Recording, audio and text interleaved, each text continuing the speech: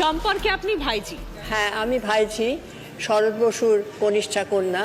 ওরা 8 ভাই 6 বোন।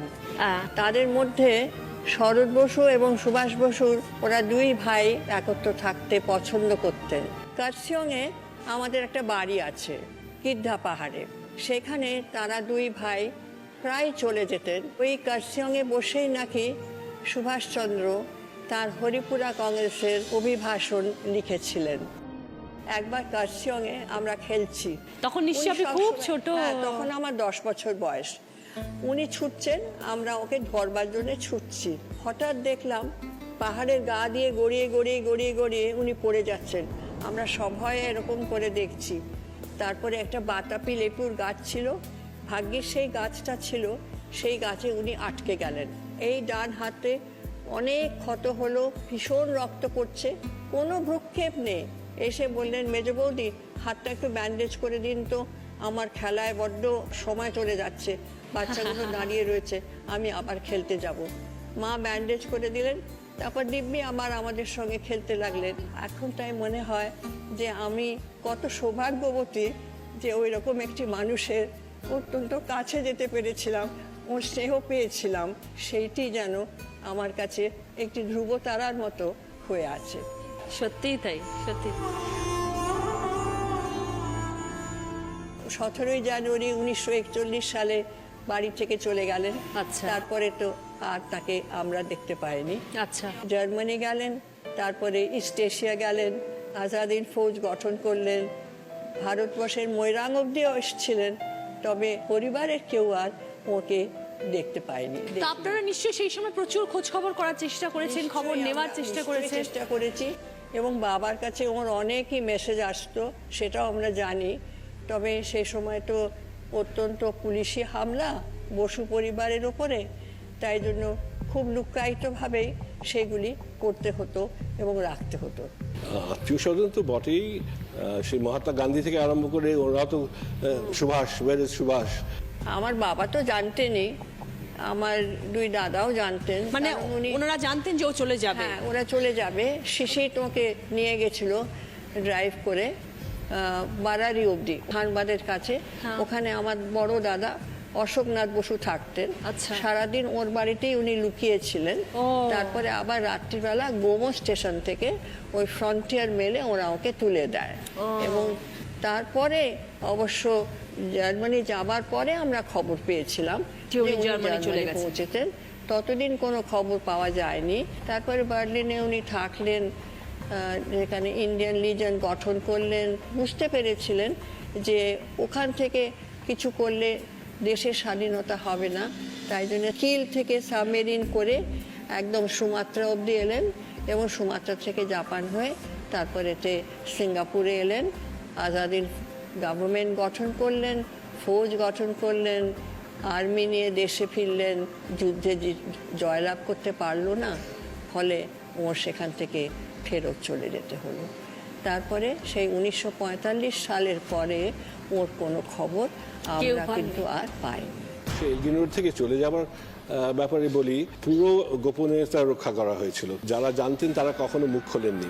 উনি যে চলে যাবেন একটা ইঙ্গিত বাবা বলেছিলেন। আমাদের একটা বড় অ্যালসেশন কুকুর ছিল, রাত্রিবেলা খোলা থাকতো। তখন রাঙা কাকু বাবাকে বলে পাঠিয়েছেন, ছোটদা তোমার ওই কুকুরটাকে রাত্রে বেঁধে রেখো, যাতে করে মানে চলে যেতে কোনো অসুবিধা না, চিৎকার না করে আর কি। রাঙা কাকু সম্বন্ধে বাবার কাছ থেকে অনেক কিছু শুনেছি। যেহেতু বাবা ডাক্তার ছিলেন, তো বাবা 2 বার ম্যান্ডেলে জেলে গিয়েছিলেন। যখন উনি অসুস্থ হয়েছিলেন, টিবি ধরা পড়েছিল, তো সেই ম্যান্ডেলে জেল থেকে লেখা চিঠি আমার কাছে আছে। ম্যান্ডেলে জেল আপার বার্মা 25/11/12/1925 সালে লিখছেন। বাবা তখন বিলেতে। আচ্ছা। বাবা তখন MRCP পাশ করে তখন টমাস লুইসের কাছে কার্ডিওলজি শিখছেন। বাবার পেশেন্টের মধ্যে ছিলেন মহাত্মা গান্ধী, রবীন্দ্রনাথ, এরকম সবাই। তো এতে ইংলিশে লিখেছেন, আমি একটু তর্জমা করে বলছি যে, my dear brother, I have been thinking of writing to you to gather as much information as you can regarding the progress made in the sphere of public health. তার মানে উনি অসুস্থ, এদিকে ওজন প্রায় 20 কিলো কমে গেছে, তখন উনি চিন্তা করছেন যে ভারতবর্ষে সাধারণ হেলথের ব্যাপারে কি করা যায়, মহামারী রোগ আটকানোর জন্য কি করা যায়, সাধারণভাবে টিকা নেওয়া, ওয়াটার সাপ্লাই, সুয়েজ, সেই সম্বন্ধে কি করা যায়। বোঝা যায় যে তখন মানে উনি সবসময় চিন্তা করছেন যে, আর বিশেষ করে গ্রামীণ এলাকায় কিভাবে স্বাস্থ্য উন্নতি করা যায়। অপূর্ব চিঠি। একবার একটু যদি সম্মতি দেন, একটু হাতে ধরে দেখতে চাই। হ্যাঁ, নিশ্চয়ই নিশ্চয়ই, দেখুন। Thank you so much. কি সুন্দর হাতের লেখা। হ্যাঁ, হাতের লেখা অতি Spotless. ভীষণ সুন্দর ছিল। এত চিঠি লিখতেন। মানুষটি যে সুন্দর ছিল। সেটাই। পরম পাওয়া জীবনের।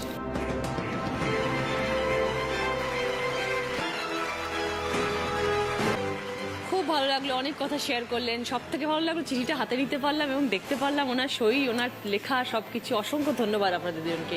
Thank you so much. তার সম্পর্কে উনি মামা দাদু। ওর মামা দাদু আর কি। হ্যাঁ। আমার মাসি যেটা বললেন ওই মহানিষ্ক্রমণের কথা, 17ই জানুয়ারি চলে গিয়েছিলেন। ঘটনাটা 26শে জানুয়ারি পর্যন্ত গোপন রাখার কথা ছিল, সেটা উনি চলে কিন্তু গেছেন। গোপন রাখা হয়েছিল। কিভাবে হয়েছিল সেটা সমীরণ বলবে আপনার। এই পরিবারে আপনি বউ হয়ে আসছেন, তখন কিরম লেগেছিল? আমার বাপের বাড়ি হচ্ছে শরৎ বোস রোডের ওপর। যখন এই সম্বন্ধটা হয় তখন আমার বাবা বলেছিলেন, তুমি কাদের বাড়ি যাবে জানো?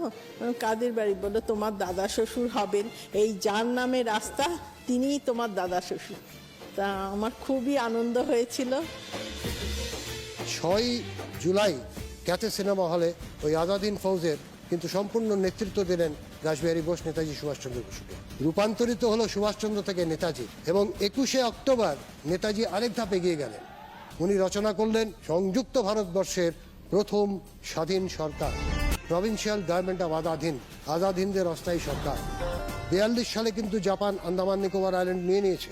প্রাইম মিনিস্টার তোজো জাপানের, উনি ঘোষণা করলেন যে আন্দামান নিকোবর আইল্যান্ড আজাদ হিন্দের অস্থায়ী সরকার হাতে তুলে দেয়। এবং 30শে ডিসেম্বর আন্দামানে নেতাজি সুভাষচন্দ্র স্বয়ং ওখানে পতাকা উত্তোলন করলেন। ওই প্রথম ভারত ভূখণ্ডে জাতীয় পতাকা উঠেছিল। যখন সিঙ্গাপুর থেকে আজাদিন সরকারের যে হেডকোয়ার্টার সেটা চলে এলো রেঙ্গুনে, ওই রেঙ্গুন থেকে মার্চ আরম্ভ হলো। বিখ্যাত গান কদম কদম বাড়ায় যা, খুশিকে গীত গায়ে যা। তখন নদী পেরিয়ে বার্মা সীমান্ত থেকে ভারত ভূখণ্ডে ঢুকলো। 14ই এপ্রিল 1944 সালে আইএনএর কমান্ডিং অফিসার শওকত আলী মালিক ওখানে আবার দ্বিতীয়বার ঝান্ডা তুললেন। দ্বিতীয়বার স্বাধীন ভারতবর্ষের ভূখণ্ডে ঝান্ডা উঠেছে। 1947 সালে যে প্রধানমন্ত্রী ছিলেন ক্লিমেন্ট অ্যাটলি, ভারতবর্ষে এসেছিলেন, কলকাতায় এসে উনি রাজভবনে ছিলেন। তখন রাজভবনে অস্থায়ী রাজ্যপাল ছিলেন জাস্টিস ফণীভূষণ চক্রবর্তী। ফণীভূষণ বাবু বলেছিলেন, জিজ্ঞেস করেছিলেন যে আপনারা তো দ্বিতীয় বিশ্বযুদ্ধ জিতেছেন, তো কেন আপনারা ভারতবর্ষ ছেড়ে চলে গেলেন 47 সালে? তখন ক্লিমেন্ট অ্যাটলি বলেছিলেন, it is because of your Subhash Chandra Bose and his INA, Indian National Army, followed by the Red Fort trial and the naval mutiny, which forced us Bharat ছেড়ে যাওয়ার বাধ্য করেছে। অনেক অজানা তথ্য জানলাম, ভীষণ ভালো লাগলো অভিজিৎ বাবু, ধন্যবাদ।